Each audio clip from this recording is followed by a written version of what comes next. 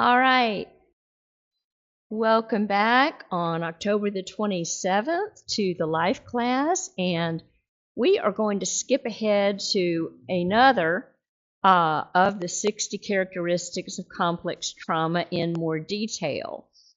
And we started by looking at perfectionism last week. And today we will move to escape through fantasy.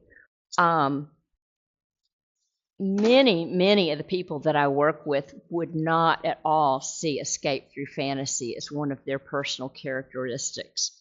But generally, as I explain it to them, they will have a little bit of enlightenment and go, oh, okay, well, now that you've sort of defined this is something that I began to do. And they begin to understand it and go, wow, I didn't even realize I did that. This really is a significant issue that I probably need to look at. So let me begin with a definition. It's said to be a self-protective coping mechanism that's used by many people who have maybe undergone some form of what we loosely call abuse. This could even be emotional abuse or domination in a relationship. Doesn't have to be physical abuse or anything like that, but anyone who has not felt seen or heard or had those 12 needs met that we have talked about. It's a way to mentally or emotionally leave a situation or space out to enter a fantasy world. And this does a lot for us. It helps to anesthetize us by relieving our present pain. So it's a way of escaping and feeling better. Now, I've told you all, I think, on previous ones that I don't know what I would have done without Pippi Longstocking and Dr. Dolittle and all of my books, starting in the third grade. I mean, I would just literally leave my body, and I was in that world. And when that ceased to work for me, I have a clear memory of on Sunday nights at 5 o'clock viewing the Magic Kingdom when Disney would come on and clinging to the chair with my fingernails and my parents dragging me out the door to training union at First Baptist Church. And I would go, but no, I have to see what's behind the doors of the Magic Kingdom, and never getting to stay home because I needed a new Magic Kingdom that I could play with in my mind. And part of that's really healthy for a young child. I just needed more characters to play with in my mind during school. But no, church, obedience always won. So you can see, you can take that yourselves and just see how children need to use their imagination. They need to use the stuff, but they need a lot of raw material in their lives. So it's kind of a judgment question, there. But I, in an unhealthy way, really did need to escape the pain of my abuse. So it's very mixed kind of in there. I'm just trying to give you some real life material so that you can maybe go back in your own life and think about what provided a healthy outlet for you, and then where you did have pain, where you might have been conscious on escaping a situation. So we have all seen cases where that becomes addictive and obsessive, and we've all seen cases where it becomes very, very hard for a person to get out of that. It's much more difficult to get over that than they expected it to be. So it's just another way to say that a person is escaping something painful. And what causes that is, of course, painful emotions from their circumstances, and it can also just be from ourselves. Negative feelings. And so for a while, this fantasy replaces it with positive. Now, this is not just about a character or wishing we were someone else, or when we're a child and it's like, I have another family somewhere. Surely I've been adopted, or, this kind of thing that we all go through. It can be about a relationship that we have, not seeing the truth about a platonic relationship. It can be, surely this person really wants to help me. Surely this person is a good person when they're not. I work with a lot of young people who are either going through divorces, and also people in their 60s, 50s, and 60s who are going through divorces, and they re-enter the dating world.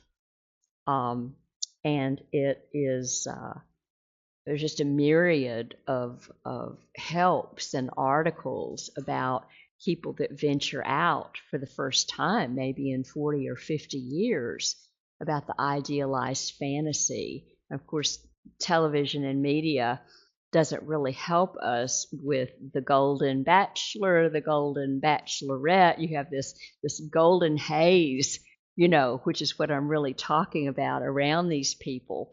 And we see that 90 days is a pretty good long run for some of these, when in fact what people want is duration, but they don't know how to look for that and how to create that. So we have a lot of articles where they talk about the difference between infatuation versus what real love is, taking time so that we are able to see what the red flags are. Most of us are enculturated, if we have had any of these sorts of growing up problems with having our needs ignored, we will automatically ignore red flags, and we can only see them in the rearview mirror. We want so much to have a good and healthy and safe person in our life. Often we will not be able to discuss very difficult topics: parenting, money. They may not divulge much about their family history. There's so much that remains secret, and it's so easy for another person to create falsely, in our media digital world that we've lived in. We're not in the hometown where we've gone to high school and, gotten a line on somebody. I mean, where things artificially can be created so easily. This is a world that we never thought that we would see. So, this is really a time that we need to kind of wisen up and really be in the present and, check ourselves. We all want to avoid conflict and not create a situation that is accusatory or whatever, but I think that there are a lot of ways that we can be very, very smart and be wise. What is it? Be wise as a serpent and harmless as a dove is one of the proverbs that I always like. You can be wise and not create harm. Even adults throughout their lives can still escape to fantasy about the movie star that they could have been, the most popular person in the class, as they look back, the one that everybody wanted to date, as they describe their young years, to their grandchildren and see themselves that way. And that may be something that really, that really helps them to feel young again and to feel important. So, some is very, very harmless, but when we see something like escaping, even within things that can be good or community based, like particularly religion, when people escape into it instead of being able to address real life and real connection through religion. One of the books that has made such a big difference to people, I've handed out lots of copies, is entitled When God Becomes a Drug by Father Leo Booth. You know, you look at the effect in the brain. So we have to use things healthily, like what they are meant for.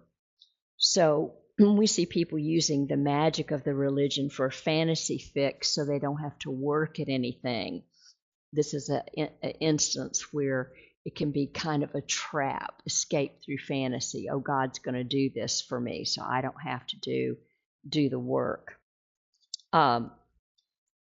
Tim Fletcher, who does the video on this, who created this program, he talks about a client he had about 10 years ago, and who didn't think that this was an issue for him at all. And then as the man thought about it, he realized that every morning when he stepped outside his apartment to go for a walk downtown or pick something up, he just completely checked out of the present, imagined himself as someone else totally, entirely, whole time he was walking. And he was in this wonderful world where everything went well for him. And he was that person until he entered his apartment door. He was in a totally other world. And so he realized he did this like every day. This is not unusual. This is not unusual. And he was shocked and he was scared that it was such a big thing in his life.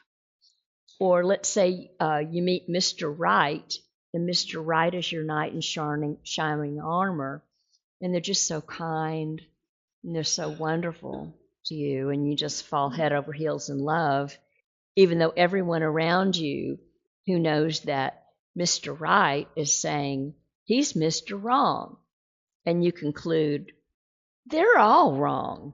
You're the only one who's got it right. Mr. Right is perfect. Ever seen that situation? And it's so hard to bite your tongue because everyone has to find out for themselves. Or you might have a boy growing up in a home where he's not loved or he doesn't feel like he belongs. So he might be attracted to bad company, gang life, drug life. And it looks like everybody there respects and loves each other. He's a bro. They get me. They get me there, Mom. He's made to feel like he fits and belongs. And that's his new family. And he leaves the family. And he creates this wonderful fantasy family. And we see how tragically that can end. Or it can go into more subtle stuff as we see social media and the effect on parents who are addicted to social media and that child who is left behind. Roy and I always tell the story of when we were in New Orleans one time. We were at Gallagher's, and there was obviously a dad who had his little boy for the weekend. You could tell recently divorced parents. And the little boy was so excited to be with his dad. We could hear what was going on. It's like, Daddy, Daddy, what are you going to order? What are you going to get? I'm so excited to see you. I'm so excited to see you. And it wasn't 5 minutes until the dad had pulled out an iPad and set up a movie for the kid and got on his phone. And you could hear the little boy, he's probably about 6. What you doing, Daddy? What you doing, Daddy? I got something to tell you, Daddy. And the dad was just totally in another world, calling his girlfriend, doing this. And it just, it just broke your heart. It just broke your heart. This is different when parents gotta do stuff. You gotta work. You gotta take breaks. I mean, phone's your lifeline in a lot of cases, but this was so extreme that I've never forgotten it. Denzel Washington has said this: beware of destination addiction. So that's another type of fantasy addiction, the idea that happiness is in the next place. It's in the next job. It's in the next partner. It's in the next it's in the next regimen of medicine. It's in the next spa. So until we give up the idea that happiness is somewhere else, it's never going to be where we are. So very well said. Let me read something that someone wrote about relying on fantasy daydreaming as escapism. I'm going to take a little sip of coffee real quick.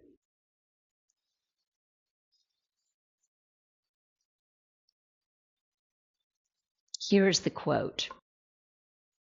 And these quotes are great because they really give you a peek inside somebody who's really suffering with this and helps you to understand.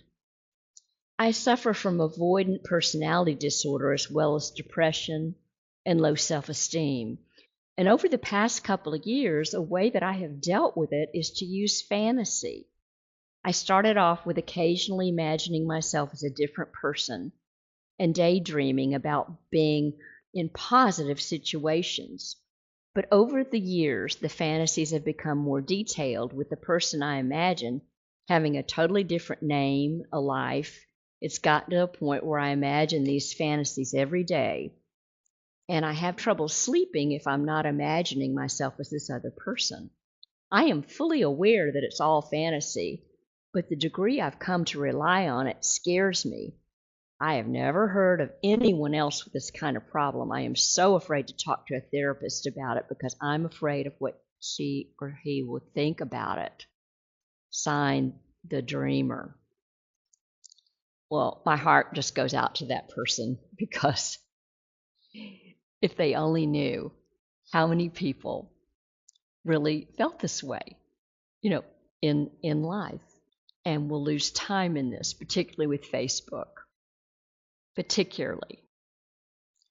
And it's very, very common that after there's a breakup somehow in a dating or a coupleship, that one partner will track down the other on Facebook and look at all of their stuff on pictures.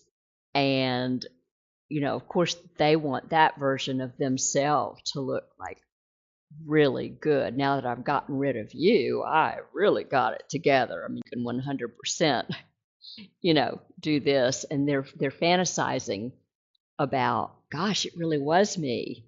They just needed to get rid of me in order to have this wonderful, wonderful life. So, I mean, there are lots of ways that we can wander through the wilderness of life, and instead of a healthy fantasy, which might be a good book, a good movie, getting together with some trusted friends and using your imagination to come up with a funny skit, the healthy fantasies, and we'll get to that. We can get trapped in some dark, negative places of using our negative thinking, and it will really waste a lot of time for us. So, our gift of imagination is a beautiful, beautiful thing given to us by our Creator. If you want to learn more about the gift of our imagination and beauty, John O'Donohue, the Irish Catholic poet, Father John O'Donohue, is one of the most gorgeous, gorgeous writers. He passed away about 5 years ago, but his work is just so soothing to the soul, and he has such a wonderful book on divine imagination.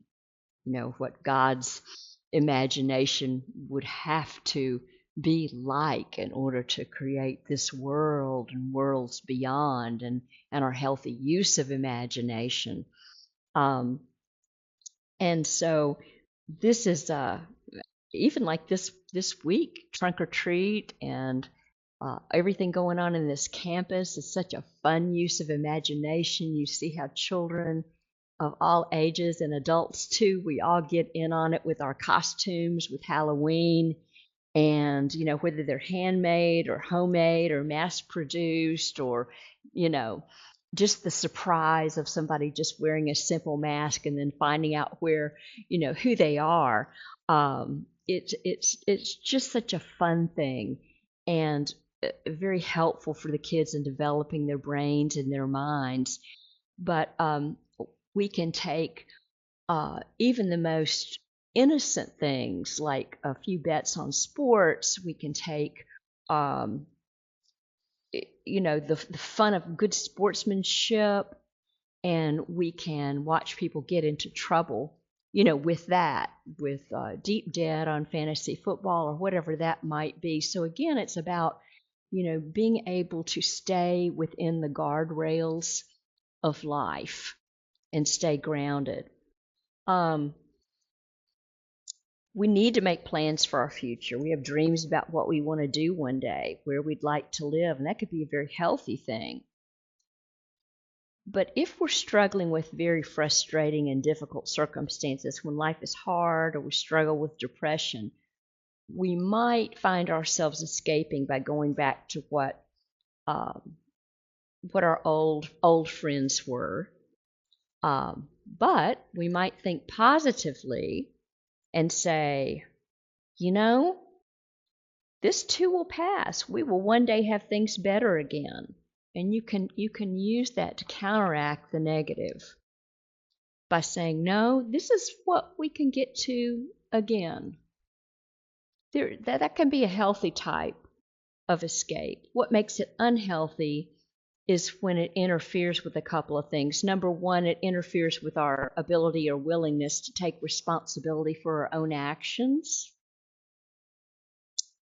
And instead of doing anything about our problems, we escape.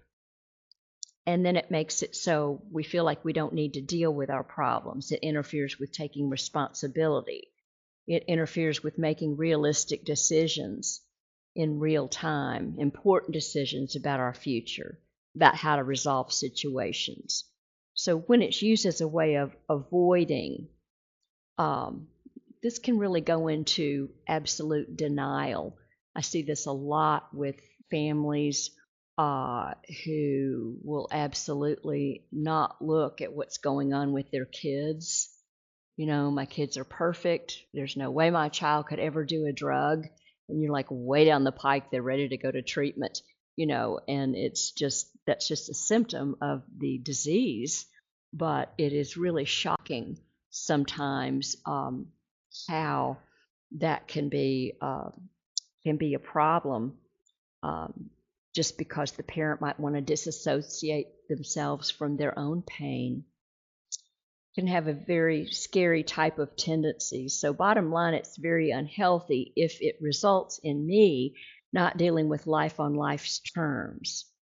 The other thing is that it's about relying on emotion and not facts to make decisions. So if I'm stuck back there in my limbic brain and my emotions, and I can't get to my adult wise cortex just because I want to feel good, then I'll just pursue feeling good instead of looking at the facts. I'll just chase a feeling. All right?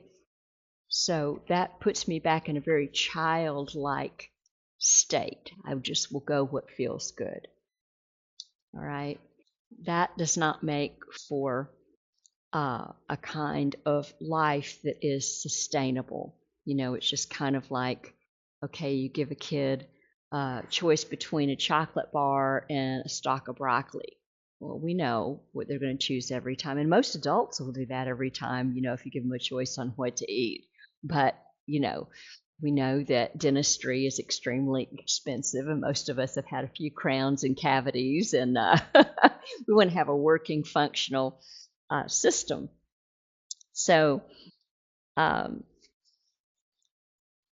think that really, if we look at complex trauma, when a child is in a situation where the circumstances aren't fair, they're very painful, they're not safe, and they can't do anything to fix them, and mom and dad are not there to do anything to try to fix them, and there's no way to solve the problem, and no matter what the kid does, it doesn't improve their situation. They just stay in ongoing pain, and their brain, it doesn't even have to be a child, but it could be really any of us. Our brains always look for ways to escape that problem-filled life because nothing healthy works. And the brain is ingenious about ways to escape into a fantasy world. So for a child, it's a world where they feel safe and happy all the time, where they don't have any fear, they don't have any pain. It's a world where everyone loves them, where everyone treats them and each other with respect. It's a world where all their needs are met. It's a world where they have power, a world where they're not powerless, the nature of the fantasy world that they create. So we don't need to be going into the extreme situations of what's called disassociation, where the personality actually splits, or an out-of-body situation. If you may ask questions, we can talk about that. But I think that going back to the person that escapes of their own choice to a fantasy world, just use my example about I am going to go into Pippi Longstocking's world. I am going to go into Dr. Doolittle's world. I need to go into the Magic Kingdom. At that level, I'm just giving you that. Or I still retain a power of choice about where I'm going to go, or a child that says, I'm going to go play Fortnite, but I'll be able to come back, video game, that sort of thing. So it's about retaining power of choice.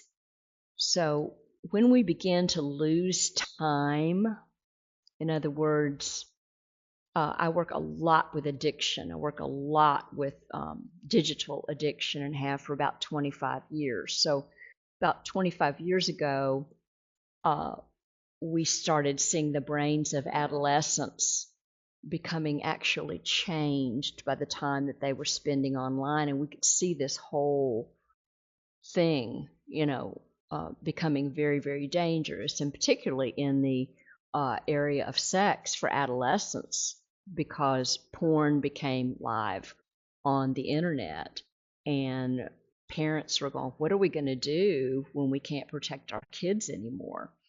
And so we started seeing the minds of good kids and respectable people being very, very entranced by this escape through fantasy. And if you've ever looked at The Social Dilemma, which is on Netflix, you'll be able to see the subtle kinds of control that are behind the digital forces. It's very, very eye-opening. So, there's a whole industry that is out there to try to engage time and take away time. So social media, self-care, social media cleanse, social media lack of toxicity, these are real things to honor oneself that people actually do to limit, because they don't realize how much time is gobbled up and swallowed by it.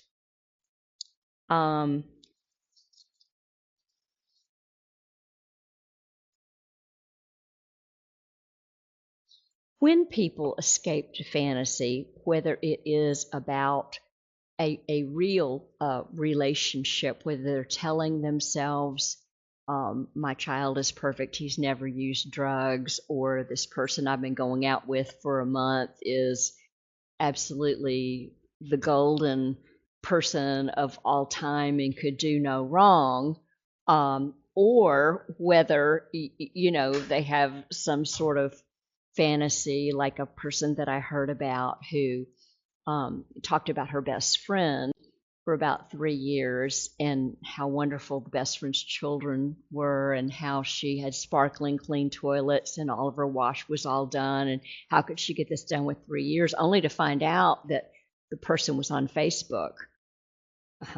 Yeah, we never know. So, these are not as unusual as you would imagine. In that, um, they're going away from something. They don't want to live in their own skin. I can't be here inside with me. So they can imagine a different them where everyone loves me. In other words, in that last example, that person would have said, well, Penelope thinks I'm great. So that the person would think that she's a different person. And of course, when the texts go back and forth, Penelope did give an opinion, but the fact that they've never met and she's never actually set foot inside the house became totally irrelevant. In her mind, she'd been in every room and seen those sparkling toilets, and so the world became indistinguishable. So it's you have to just sort of accept that people go between alternate universes sometimes. Really check out, have you actually been there? How many times have you actually interfaced? What can happen in a person's mind when they begin to think that fantasy is the solution to their problems? If I only had that, then life would be good. If I only had this, then I'd be happy. Have you ever thought that? Sure we have. So now, when I do that, my fantasy is causing me to believe certain things that probably aren't true, right? Yeah. I was telling Luda before, she said, your hair looks really nice. And I said, oh, I have a funny story to tell you about that. I said, 8 times since Friday, I thought I've tried to get time to wash my hair. And something happened. Got a call. The lights all burned out in the kitchen. Had to call the handyman. Something broke at home. I don't know. It was something. And so on the 8th time, my mind said, the world is going to stop if you don't get your hair washed, or it's really bad to go to church with dirty hair. That was 6 o'clock, but you don't have time and you cannot get this done. So I thought, okay, I am going to try this life class on me, and I challenged that thought. What's going to happen if you go to church with dirty hair? Absolutely nothing. They're still going to like you. And then Luda, bless her heart, says, your hair looks really nice this morning. I'm telling you, this stuff really works. So the lie was, if I had nice, clean, shampooed hair, life would be wonderful. Well, I have dirty hair and life is great in here with y'all this morning. So, by the way, my family used to call me Glinda the Good Witch. So I had thought I would wear this. This is my trunk or treat, Halloween.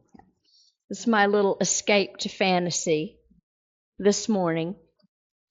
So I'm trying to get mileage. I'm trying to get mileage out of this. Huh? Does it go with a dress? Okay. All right. So, in order to have positive emotions, in order to survive, we really kind of create things as a default setting. Like we start automatically going to that fantasy place sometimes, and we don't even realize that we do it. So it's important to question it. Fantasy is a coping mechanism. So if our fantasies contain lies, it can be little subtle things like, oh, he didn't mean it. Oh, she'll give it back when, she's through with it. Things like this that just permeate our lives. Oh, he's going to get sober one day. No, all these things that just hold us hostage. Oh, here's Tim Fletcher's example about the puppy. For example, a person who's lonely and sad begins to fantasize about having a little puppy, and it just fills their heart with warmth and love, and they begin to think, if only I have a puppy, I'll be happy. And they're so convinced that it's true, they don't see some of the lies that are part of the fantasy. So their fantasy becomes the magical solution to all their problems. This is Tim Fletcher's quote.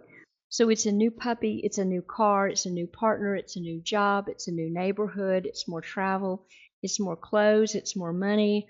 Always, this is going to be the magic solution. So you know people that are like this, and they can never quite get to that contentment place. As it says in the Psalms, be still and know. Just be still and know. That place of peace that we would all love to get to. They just want to get their needs met all the time. So we all want to get there. And if we keep getting caught up in traps or creating traps for ourselves in our lives, it's so counterproductive. So one of the reasons for this class is to try to get us to see where we create our own traps. And if we can stop doing that, that is huge for us. Just like about my hair, I was making myself miserable. And just don't. Use that hair washing frenzy to calm yourself down. Tell yourself what is true. Do your gratitude list. Breathe. Do a better job on preparation. Do you see? Switch your mind. So the more years that we escape to unhealthy fantasy, it can become very self-destructive because our thinking becomes distorted. And the more we do it, we ultimately do damage to ourselves and to others. It's just one of those things that makes us feel so good in the moment. It's like all the chocolate bars and no broccoli, so good in the moment, but it starts to create some negative consequences. One of the things that we find in many studies is that people who escape to fantasy are often very depressed because you just stay down there in that hole and you don't really deal with life. Because in dealing with life, you develop healthy coping mechanisms. And we really don't come in contact with discovering what are the things that trigger us. What are the things that trip us up? How can we develop healthy responses to those in life? One of the things that we also really find in our world is that, and we've talked about hormones, but any time that oxytocin is released, and of course with our digital world, sometimes connection is much more limited. With that bonding emotion, our escape to fantasy, we might meet somebody and all of a sudden oxytocin is released in the brain, and we mistake that for love. that can trigger us to go into a fantasy about that person. So what that basically does is we meet somebody, the oxytocin gets released, and that can trigger us to go into a fantasy many times a day. Whenever we start feeling another negative emotion, we'll start that fantasy thread going through our lives. And so that is something to kind of watch. It's not unusual at all for, there'll be an episode on 2020 or whatever it is about, someone who met someone online and they haven't had a dating relationship in a while, and it just makes you feel so good to be wanted, makes you feel so good to have somebody care about you, and that's all that they can see. Never mind that they've been married 5 times and start asking for money on the third call. There's kind of extreme situations, but we probably all know people like that now, but it feels so good. Or a lot of people will say to me, it just felt right. God has to be in it because it just felt right. It's nothing more than oxytocin. So just having some medical knowledge about these things and facts of it really could be this, can help somebody out of some of that magical thinking. I want to put a pause in this right now and want to begin to ease in a little bit now that you all, I think, trust us and trust the process, that we're not here to Bible beat you or convert you at all, even though this is a Sunday school class, but also an outreach to people of all faiths. And I think that we are all here to serve a loving Creator and believe in the power of love that restores us and guides us and protects us in an all-inclusive way. I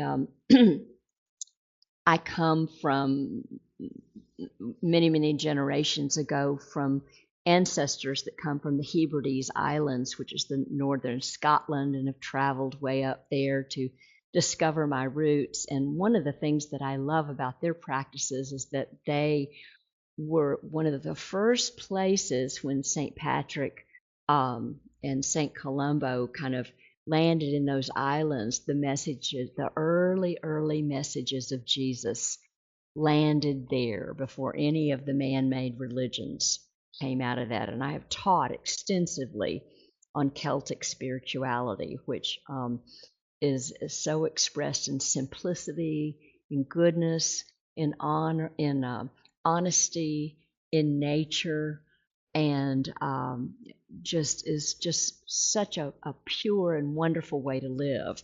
So I have a pretty extensive library of books about that. And one of the things I do each year is go through my Celtic spirituality devotional, and there's different readings that I love. And one in particular every year goes through Peter Marshall's prayer, very famous prayers that I've loved for years. And this one just really kind of hit home, and I want to leave you with it because I think how we use our time is so important. And escape to fantasy, getting all up into perfectionism, the other area that we've covered. These are just things that can suck our energy, that can suck our time, that make us feel good in the moment. But ultimately, we sort of just miss the mark for ourselves and our loved ones. So I love this prayer. O Lord, teach us to number our days that we may apply our hearts unto wisdom. Time is short, and no one of us knows how little time he has left. May we be found using wisely our time, our talents, and our strength. Amen. Thank you so much for being here today. And we'll see you next week.